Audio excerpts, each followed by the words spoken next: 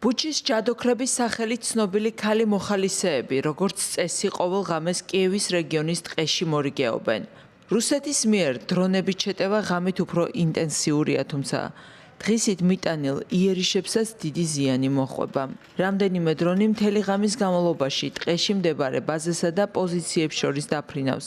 ხანდახან საათობითაა გაჩერებული დრონი, რომ საჭირო მომენტში თავს დაესხას უკრაინას.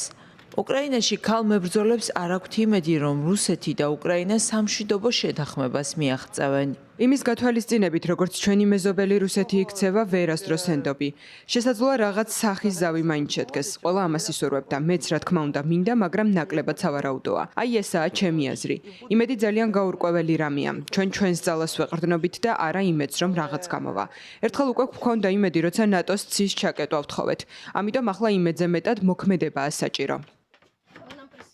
თუ ჩვენს პარტნიორებს ეს ესმით, ცხადი იქნება მათთვის, რომ რუსეთი არაა ხელშეკრულებების ერთგული ქვეყანა. ისინი არასრულებენ თავიანთ ვალდებულებებს და ღიად ტყუიან. მათ მეორე ეშელონის დელეგაცია გამოგზავნეს. მათ მშვიდობა არ სურთ. ამ ვითარებაში იმას გვაჩვენებენ, რომ მშვიდობა მათთვის არ არის ღირებულება. ისინი უბრალოდ აგრძელებენ საბრძოლო მოქმედებებს ჩვენს ტერიტორიაზე. ჩვენი, ჩემი, მეგობრების და თანამებრძოლების ვალია, რომ ვიბრძოლოთ. ჩვენი საქმეა დავიცვათ ცა და არ გავუმკლავდეთ რუსეთის საფრთხეებს. робити свавілля, яке вони зараз роблять на нашій території. სტამბოლში დაგეგმილი სამშვიდობო მოლაპარაკებები უკრაინასა და რუსეთს შორის მნიშვნელოვანი შედეგის გარეშე დასრულდა. მიუხედავად 3 წლის განმავლობაში პირველი პირდაპირი შეხვედრისა მხარეებმა ვერ შეძლეს საერთო ენის გამონახვა. უკრაინული მხარე რუსეთის ქმედებებს დესტრუქციულად აფასებს და მიუთითებს, რომ მოსკოვს რეალური ზავის მიღწევის სურვილი არ აქვს.